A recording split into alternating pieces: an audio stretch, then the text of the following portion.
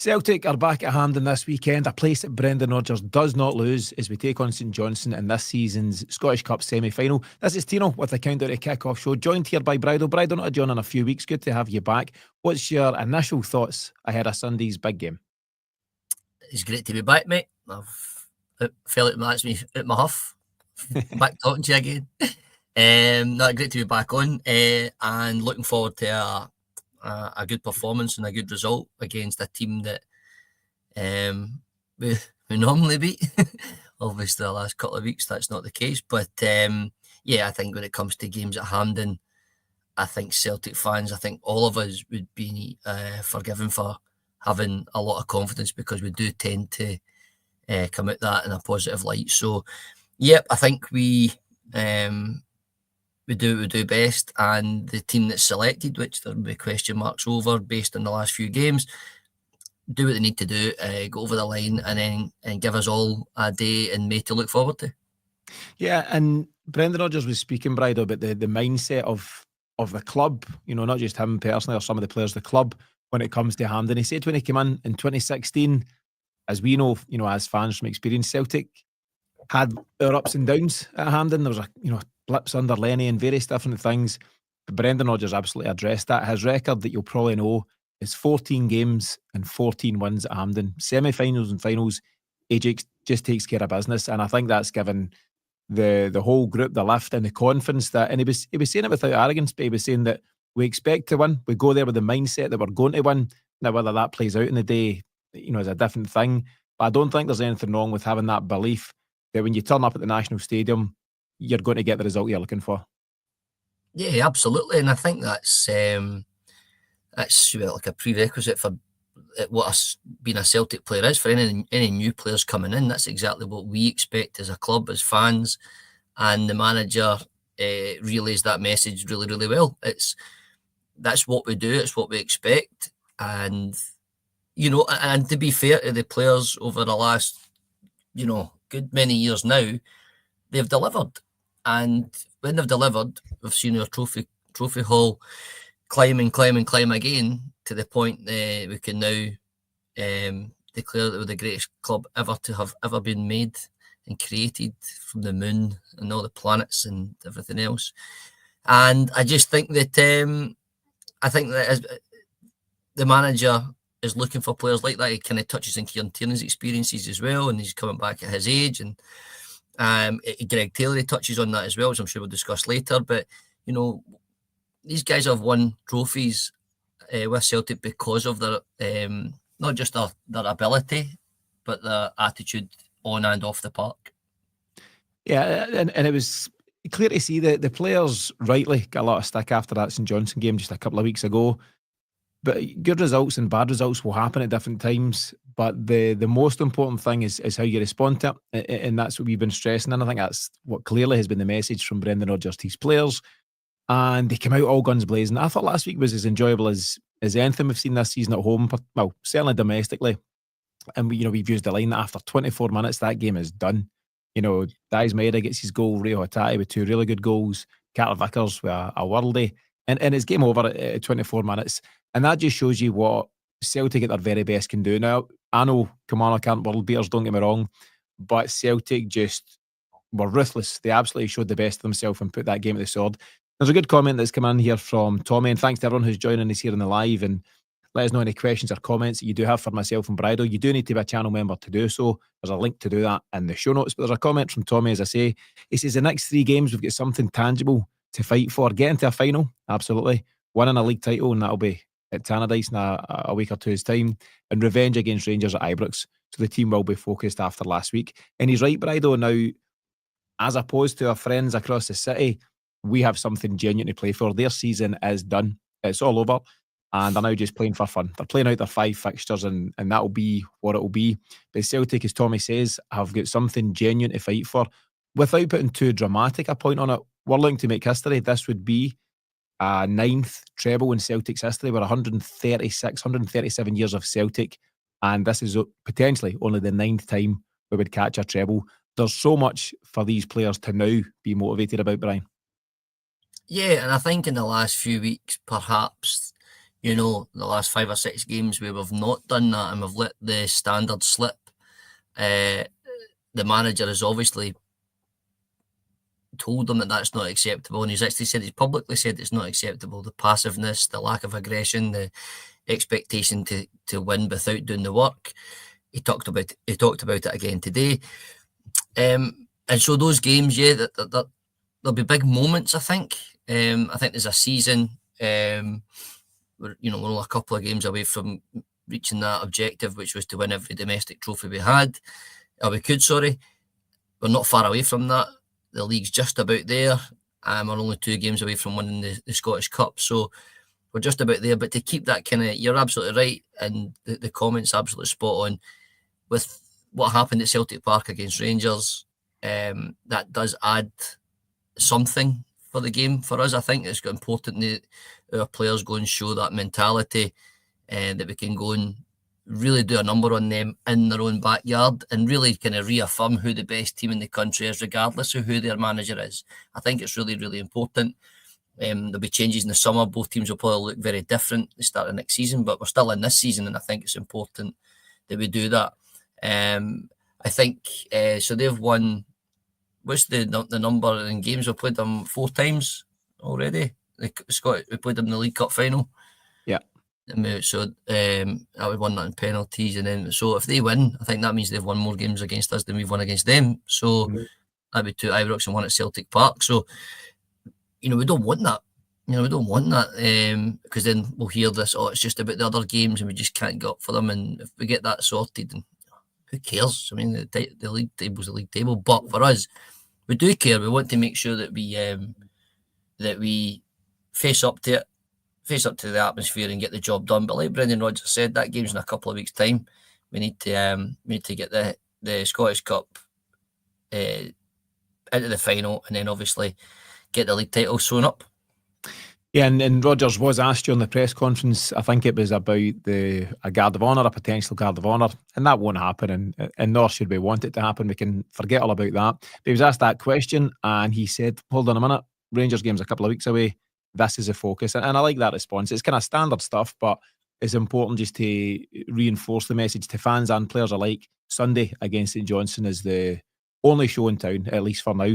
And on that, Brydo, in terms of what the team lineup might be, so you'll have seen the title of this show, Should Celtic Shuffle the Pack for the semi-final? And various comments coming in just initially. NS Boy says, no shuffling. They beat us recently, full team, get it done. Pat McLaughlin says, I think it should be the same starting 11 as last week, but I get the feeling that Kuhn's had his yellow cards from Brendan and that he'll be back in the team on Sunday. And let me see anything else. Fred says, no messing with the team, guys, strong as possible, 4 or 5-0 on Sunday. Before we get into it then, in terms of the detail, Brydo, just some headlines in terms of availability. Kasper Schmeichel is still doing light training, but certainly won't be available. Yang, main guy, top man and all that stuff, he's in a sling at this moment in time. He won't be available. And interestingly, you and I were chatting about this one, but interestingly, Brendan Rodgers mentioned that Dane Murray is out for just a short bit of time, I think, with some sort of knee injury. But he also let slip as such that he was going to play Dane Murray for the Rangers game. That would have been very interesting. Obviously, Trusty was unavailable. We ended up going with Mike Nawrocki on the day. But it'd have been really interesting to see Dane Murray in that environment. But the encouraging thing, Brydo, is that on that basis, it seems that the manager thinks there's something there. There's been a whole lot of clamour and a whole lot of talk about youth players coming through or not, and Daniel Cummins and all these kind of guys. But it is encouraging that a guy like Dane Murray finds himself in the mix, and he could be a feature of next season's Celtic team. Yes, he could be. And I think it'll probably be the most important pre-season of his career so far, maybe in general, because if he impresses enough, and I know as fans, we would be looking to then, go and spending £10 million on a left-sided centre-half if you're of the opinion that Trusty's not going to do the job to the level we expect. We're all going to think, we've got to spend that money. But sometimes the answer is in the building already. And we'll only ever know that if the players get a chance to perform. Murray came on in the Aston Villa game. He made his mistake, of course. But I think just in general, just when you looking at him, when he got his injury and we never really seen him for a while, he kind of left like a big, skinny young boy. And when he came back, you could quite obviously see that physically he's far more built than he was before. He looks like a proper specimen in a centre half, which is what we want. But he's also technically very good on the ball, and I think that's where we've struggled in some of the games of late. The games that we have looked quite poor. The St Johnstone, the Rangers, the Hibs away. Playing from the back's been really, really poor. You can blame the midfield for not moving quick enough. You can blame the centre halves for not moving quick enough. So we're looking for ball players to play from the back. Carter Vickers isn't getting any younger. I don't even know what age Cameron Carter Vickers is, but it could be that he's the understudy, if you like, is Murray that comes in. Carter Vickers gets injured, probably more frequently than we would want. And I would love it if Murray was the player that came in to replace Carter Vickers when he wasn't available, similar to maybe, if Taylor signs his contract that replaces Tierney and the young boy Bonner, who I think again looks technically very gifted, and he's also again a big, strong young player. And I think Rodgers talks about that all the time when he talks about the Champions League. I think he mentioned it when he was talking about Jota, it's about physicality, and it's became kind of, we've seen different eras in football, if you like. But 3 or 4 or 5 years, you had the Barcelona tiki-taka type thing, and it was always small players with small teams, and it was just moving it. Before that, you had like Chelsea's powerhouses under Mourinho with the Drogbas and John Terry at Lampard. Mikel, that type of. They were really strong physical teams, and they were the ones that were successful. It's kind of went back to the physicality side, I think, anyway, certainly of late. And it will remain to be seen if the boys got enough in the locker. But I think it should be exciting for Celtic fans, for all of us to look at that and think that maybe there can be a young player coming through, not just playing him because he's a young player, but playing him because he's good enough. And hopefully, if he gets the opportunity to do that, then great. Yeah, that's a hope. I seen Dane Murray. I think it will have been his competitive debut when we played Midfield in a qualifier under Ange. It was a half stadium thing. It was post-COVID, and he got thrown in the mix. I think he might have been at centre half with near Beaton, so good luck with that, Dane. I'm pretty sure Beaton gets sent off that day.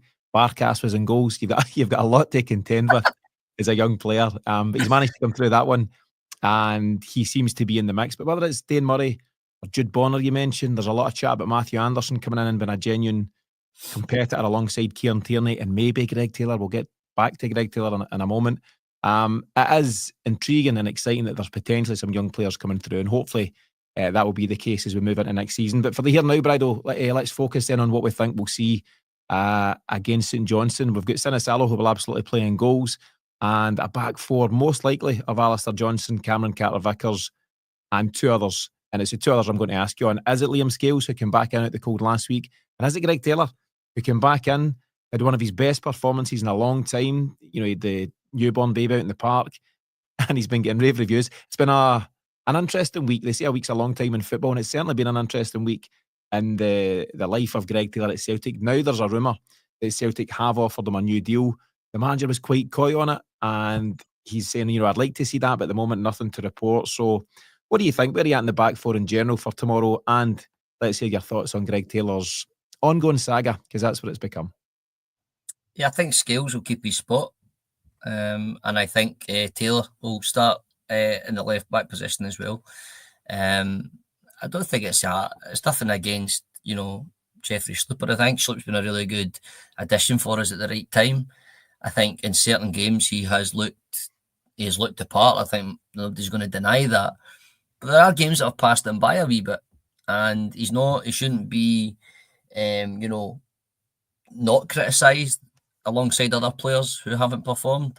Taylor, we all know, I keep saying that he's got a ceiling and all the rest of it, but he does do some things very, very well. And when he goes into that midfield and creates the overloads in the centre of the park, Taylor is far better at that than Sloop is. And he's Greg Taylor's made some really unbelievable assists with these passes over the top and stuff like that this season. So, yep, I've no doubt in my mind that that Taylor will perform admirably. It's whether or not the long-term future is going to be at Celtic, and whether that's right for us and whether it's right for him.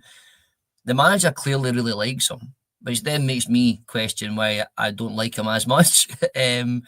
I think we can all be forgiven though, because there's been so many moments over the years where Taylor hasn't performed, and then it's like you're on his back, and nobody wants to be on his back just for being on his, getting on his case. It's because your eyes aren't telling you any lies. He seems to be involved when we get to a certain level, and he can't attain it, and he's just not. And I've said before that attributes fail him sometimes. He's not as fast, he's not as strong. That creates problems for the team in general, because we've got to maybe drop back 5 yards. So I'm not going to go into individual mistakes that he's made or individual moments where he's not performed well, but I have to say that I have to concede that he does perform quite consistently on the most part, certainly domestically. I've got no queries around that whatsoever. And the question marks will then be, how many games would Kieran Tierney be playing in a season anyway? I think I gave you a stat a few months ago about, he does average at 30 plus games.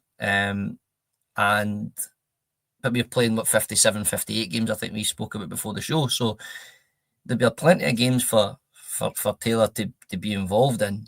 It's just whether or not he's happy to do that. And whether he's not, and whether he thinks he wants to be playing football every week and making more money. So that long term for Taylor will remain to be seen. I think it's time up, if I'm being honest. I think it's time up, and I think it's time that he would move on. Of course, he's going to go to Ibrox. That's the rumour, like Chris Boyd's let out. I mean, geez, and I think it just needs a freshness, but apparently he's quite a big character. So either way, I'm okay with it, if I'm being brutally honest, because we know Tierney's coming in to raise the level, and that's all I've ever asked for, is aiming for that higher level of player. Yeah, the most important thing, I agree, in that part of the park is that Tierney's coming in, and we know that, so that's secured. And Brendan Rodgers revealed that he's been speaking to him during the week, and obviously Kieran Tierney continues to be an Arsenal player, and he was part of the group that knocked out Real Madrid, no less, in that quarter-final. Whatever Kieran Tierney comes back, he'll be a Kieran Tierney, hopefully, fully fit. He looks in great shape, and full of the confidence that comes with having been an Arsenal player for what, is that 4 years or 4 or 5 years, something like that? And all the experience and all the Premier League experience and all the European experience that comes with that. That's the most important thing. And I'm the same as you. If Greg Taylor is then part of that moving forward, I'm okay if he is, and I'm okay if he isn't. Just a couple of comments. Thanks to Kevin McKenna. Kevin's a new member on the channel. Good to have him on board. Kevin says that Brydo loves Greg Taylor, always has. Don't know if that love has faded. I know who that is. That's faded slightly. I'll let you pick up that chat with Kevin later on. Tommy Dawson makes a further point about Rio Hatate. Rio Hatate was speaking to Celtic TV in the last few days. And Rio Hatate, Brydo, we talk about Brendan Rodgers' record, his phenomenal record at Hampden. But Rio Hatate is yet to score at the National Stadium, but it's something that he's buzzing to do. Do you think he'll start in the midfield? And if so, who's alongside him? Yeah, I think he will definitely start in the midfield after his performance at the weekend. I think, again, through talking to most Celtic fans, Rio creates a bit of frustration, because I think we can all see the level of player that he can be, and it's just at times he can look just as bad on the other end of the scale. I think the game against St Johnstone, he could have scored 4 or 5 goals himself. But the good thing was he wasn't hiding, and he was trying to get involved in the game. So he will definitely start, and my hope would be that he breaks that, his own record of not scoring at Hampden in so many games. I think Engels will be the player beside him, with Kilmarnock, obviously, sitting and doing what he does best and trying to control the game. So Engels, again, sometimes creates debate. For me, I think this season will be a season where we've actually already seen him improve and change. He's becoming more aggressive in his game, sometimes for show. Sometimes he's doing it to kind of show everybody that he's not scared to put a tackle in. But then sometimes when he needs to put his head in somewhere, he pretends he's seen the ball and runs about 15 yards the wrong way. But I think he's going to be a tremendous player for Celtic, and I think that second season, if you like, we've seen it with Matt O'Reilly under Ange, and then obviously under Brendan. This season for him, he's still a young guy. He'll come in, and I think the pre-season and then the start of next season, I think we'll start seeing the real kind of Arne Engels consistently. I think he's got everything to offer, and it's just a matter of time before we see that consistent high level of performances, to the point where he becomes one of our best players. But him and Engels and Hatate are, I think, still the two best players for those positions. Agreed, and I'm a big fan of both, and I've been really excited about Arne Engels from the start. I think he's done a really decent season. He was speaking during the week as well about settling into life in Glasgow, life at Celtic, the expectations that comes with all of that, getting used to the fixtures. Brendan Rodgers spoke about when he was at his previous club, whose name escapes me, it will come back to me. He was playing one game a week, more or less. He wasn't, Augsburg was a club, he wasn't having to deal with the demands of this 2 games a week. And if Celtic are lucky enough, lucky's not the word, if Celtic make the final, it'll be 57 games for this season. That's a lot of games for a young footballer who turned 21 during this season. And I think he's done perfectly well overall. His overall assessment would be pretty good. And he's had some kind of real high moments and then a couple of dips at different times, which is all to be expected. But I'm like you, I'm excited at the prospect of him kicking on again as we get into next season. And there will be a shuffling of the pack. I know I've mentioned that as a title for this show. In the bigger picture, going into summer, there will be changes. Kieran Tierney will just be one of a number of changes throughout the squad, and guys will come in to fight for places and guys will move on. That's part of it, but I'm excited at what Engels brings to that party, and I really hope that Reo Hatate is there alongside him. But just quickly, the other 2 options in midfield, of course, would be Luke McCowan and Paulo Bernardo. Bernardo's an interesting one. He came back a couple of weeks ago against St Johnstone, wasn't it? No. Let me get my details. Was it St Johnstone? He got 27 minutes a couple of weeks ago. He then missed the St Johnstone game in its entirety. That's what it is. And he missed the Kilmarnock game in its entirety. I think it was Hearts that he came back in against. So 27 minutes in the last 3 games is a wee bit puzzling for me, because he's a player who I think, like Engels, can and will be important for Celtic moving forward. But why the lack of minutes in the last 2 games? Do you think the manager's just being careful with him, or maybe doesn't feel he's up to speed? What's your quick take on that? I think I would fully expect that to be an injury issue, or looking or not wanting to push it.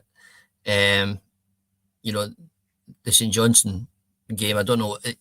Was he on the bench at the St Johnstone game? I can't remember if he was on the bench. Yeah, he played against Hearts, not a minute against St Johnstone. A sub not used against St Johnstone, sub not used against Kelly. I think perhaps, and then the Kilmarnock game, we were 4-0 up, after that length of time. And if there was any kind of doubt, maybe just to give him even more of a rest, maybe. But then, to be fair, the question would then be, why would he be on the bench in the first place if that was the case? So it can't be about ability. It can't be about what Bernardo's done, for Celtic. He's probably just not, again, I could be contradicting myself, he's not up to speed to be playing in the first team, but then why would he be there? And if that's the case, why would we not give him more time when we've got some big games coming up with semi-finals and potentially cup finals and things? But he'll still have his part to play until the end of the season. I'm fairly sure of that. But as far as his place in the Celtic squad goes, he was unfortunate with that injury at the time. There was positions up for grabs for sure. I just think I don't know where, if he was to pick one position for himself, would he suggest that he can replace Callum McGregor and be the aggressive holding midfielder that we're all talking about and needing a bit more physicality in some games? Because he definitely has that. Or is he better than Arne Engels and Hatate, or getting into the box and stuff, which we have seen him doing? It's just that consistency around his game. That could be because he doesn't start lots of games. I don't know. But again, I'm looking forward to seeing what he's going to offer. Without writing this season off already, I'm looking forward to seeing what he's going to offer, into the pre-season and then into the start of the next season as well. I think he's, again, attribute-wise, he's got plenty in the tank to play in a team the way that Brendan Rodgers wants to play. Yeah, I think so as well. And he played such a huge part in last season's Scottish Cup win. It was his driving run from midfield, a really powerful, aggressive run late in the game. He has a decent shot on effort and it spills for Adam Eden, and the rest is history. And he's maybe not kicked on this season in the way that a lot of us had hoped. Injuries obviously play their part, but he's obviously played quite a lot of games as well, and we've not quite seen him kick on. But there is a real talent there, and the hope is there's a bit more to come from him this season, but maybe next season's where he'll really step up as well. Let's look at the front line, Brydo. A man making headlines, and I mentioned him briefly there, is Adam Ida. The chat is, I've not seen any footage. It was doing the rounds.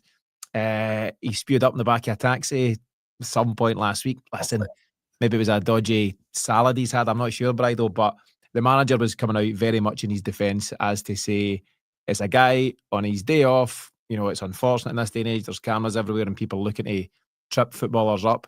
But the manager's got no problem with his attitude. He said that Adam Ida phoned him to explain the situation, and I don't think there's any great issue there at all. I think Ida will start again. He started obviously against Kilmarnock, and as much as he didn't score in a 5-1 win, which generally doesn't look great on a number 9, I thought he played an important part. I thought he worked hard. I thought he led the line. I thought he dragged defenders about, which creates spaces for the Hitatis and the Maedas and the Carter Vickers and the Ralstons to a lesser extent. But I thought he'd done a good job on the day, and I do think he'll start again. Actually, let me give you my 3, because it is a topic of much debate. I asked the question in our WhatsApp group earlier on, and most folk were saying that they don't want Kuhn back in. And a couple of folks, as we've read out already, on this show have said don't shuffle the pack, stick with what we've got. But I think it will be Maeda, Ida, and Nicolas Kuhn comes back in for me. And I'm a massive fan of Nicolas Kuhn, and I'm not getting on the bandwagon. And some of the grief he's taken, I've mentioned this before, is very heavy in my opinion. I think he'll come back in and show why he's one of the best players in the country. What do you think we'll see, Brydo?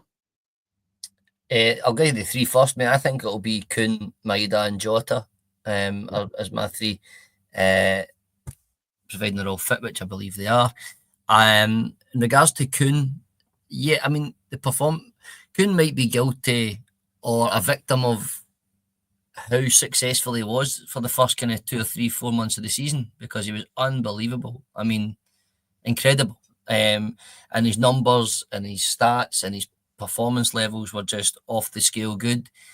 And then it seemed to dip when the January transfer window came. Everyone seems to think, oh, Jota signed and then couldn't. But that's the timing of it. It definitely happened.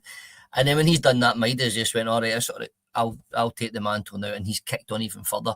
I just think the game at Hampden, with the levels of space that are available, and St Johnstone won't be able to play the way they played at McDiarmid Park. I just think that Kuhn and Jota, Jota for me has been really good. I think he always wants the ball. He always wants to be involved. He doesn't hide. And I just think in games like Sunday, I just think that those 2 players are the 2 players that can get in behind. And when teams do sit back, even though there is more space, you need players that are able to get to the byline, and you need players that are able to beat a man 1-on-1, sometimes 2 against them, drawing players out to make more space for other players. And I think that definitely does that. Saying that though, if you're saying Ida and Maeda was on the left, that would happen as well. So I just think though that Kuhn for me definitely comes in over the other players on that right hand side because of what he's offered in the past. And maybe I think somebody called it his yellow card from Brendan. I think is a decent way of putting it. But to be fair, he could have had a few yellow cards, because there's a few performances where he has been miles off it. But I just think in the big moments, the big players will turn up, and I think he's definitely one of our big players. Agreed, and I think he will get the nod. And it's unfortunate for James Forrest, a guy who himself has come back from injury. And I thought he had a good game, James Forrest. I thought he showed all his experience and played his part against Kilmarnock, but I think he might find himself back on the bench. But hopefully, Bridle, he can come on and get that goal they'll be absolutely desperate to get, which would mean he's scored in 16 straight seasons for Celtic. So James has got a big part to play. Pat McLaughlin makes a further point. It's a good point. He says, I remember the podcast were asking who's better, Kuhn or Jota, back in November. Of course, this was before Jota was back at the club. Now we've got them both. And to your point, Bridle, maybe we just unleash the 2 of them against St Johnstone. Quick point, just aside. So Fred's asking, how do you get part of the WhatsApp group? Fred's been asking for ages. Fred, there is a link in the show notes to this episode, as there always has been. There's also links on various social media posts for this week. So click on one of them. We'll see you and everyone else back in the group. And let me just see. Fred himself thinks Ida will be a sub on Sunday. And there's various debates on that, but I do think he gets an odd Bridle. I think he's got the trust of the manager. That's a huge part of it. And he's not a young player. I think he's 24, but I think the manager knows there's a job to be done to get the very best out of Adam Ida. And I do think he starts on Sunday. You've mentioned St Johnstone and how they'll approach it. This is very different to McDiarmid Park in terms of the surface itself, the dimensions and the approach they can take. When we asked the question on the weekly show, so it was myself, James, Paddy and Miff talking about where does St Johnstone prioritise a game like this. They're currently, let me get this right, 5 points adrift at the very bottom of the table. The split fixtures have been announced. They know exactly who they'll face. They've got 5 games to go and they've got 5 points to make up. And then whatever else the teams above them are doing. Can they switch focus to this and give their absolute all to a game like Sunday? And I know St Johnstone have had some cup wins in recent times. During COVID, they won a couple of cups and all that. But can they put their focus into this, or do they really have to look at the bigger picture and put their energies into their league stuff? How do you see Simo Valakari approaching this one? I think he's got a difficult job, clearly, because he's annoyed Celtic in the last couple of weeks by beating us. And if we're all, although we lost the game and it wasn't the finest performance, I mean, we still did enough, more than enough to win the game. The pitch, the space, the moment, the occasion, for me, Celtic are just going to have far too much. However, how do they approach it? I think they'll just try and stay in the game. And to answer your question about, can they get up for a game? I don't know if it's about getting up for it, mate, to be honest. I think it'll be a happy, positive distraction away from the negativity which is rooted at the bottom of the league and almost certainly going to be relegated from that. And then these players with the money they're earning, they're not earning crazy loads of money. So there'll be a lot of stress around the league stuff regarding, are they going to keep their spot in the team? They've got houses to pay for. It'll be a big impact on them if they do get in and say when they get relegated. So I think Sunday in the game at Hampden can be a real positive, welcome distraction for them. The only problem for them is who they're playing and the players that they're playing, and they will know that, okay, they got that victory at McDiarmid Park on that pitch in that moment, and they defended for their lives, and the goalie was brilliant. I just can't see it being the same on Sunday, and I dare say at the back of their mind they'll think the same thing. But I think it's something that they and their fans will try and go out and enjoy and replicate the Callum Davidson success. But again, they didn't have to do it against the likes of us. Yeah, that was a bold move. But I think it is interesting. Kevin McKenna, your pal, he makes a comment about if you are St Johnstone, then Sunday's a free hit for them. It takes them away from the pressure of a relegation battle, and you can understand that they have absolutely nothing to lose. They go there, it's an occasion. As I say, a lot of those players won't have played at Hampden in a game of this magnitude. And who knows? I mean, we'll get to scorelines, and I'm fairly confident about Celtic's prospects on Sunday. But you never know, because that freedom can be an interesting thing. That lack of pressure almost might just unleash something in some of their players. Patman says that winning the cup for St Johnstone would pale into insignificance compared to getting relegated. The money alone would be a disaster. I can understand that from a personal point of view for the individual players. Their contract situations would change and some might get released and all those things. And for a club like St Johnstone, it would be a sore blow. And Pat McLaughlin just asked the question, how many points are St Johnstone away from safety? They're 5 away from, I think it's Dundee in 11th. So they're rock bottom and they've got 5 points to make up. So it's a tall order in these remaining games. Brydo, as I say, I'm very confident in Celtic. I really am. I do think you wouldn't plan, this to have happened, but the St Johnstone defeat a couple of weeks ago, I think it's been a bit of a wake-up call for Celtic, a bit of a rocket at the perfect time in the season, because we now have 5 league games remaining. We know that we just need 1 point from that next game to secure the title. We'll go to Ibrox with revenge absolutely on our mind. But in terms of this cup stuff, we should be laser focused now going into Sunday. What's your scoreline prediction and why? Obviously, I knew you were going to lead into that, and I was thinking, don't say it. But I genuinely think it'd be. I honestly think it could be 7 or 8-0. Really? I do think that. I genuinely. It's just, I think everything's geared up for that. I just think St Johnstone can't play the way the only way I think they can play against us. And I'm completely disrespectful to them, clearly, because they've just beat us 2 weeks ago. But I just think there's so many things different about that. And I think it's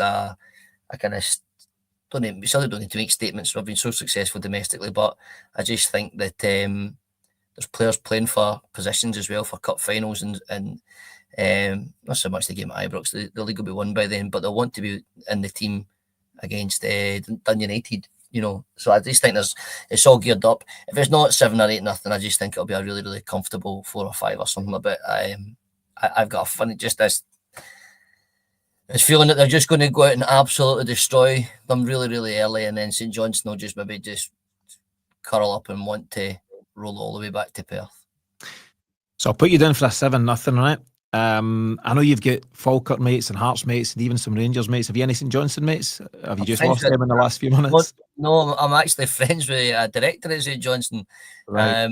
one of my high flying friends, and I don't know if he'll be watching, but I'll send him the clip of the score, and then if it goes all wrong, I don't can we edit it and delete it out and.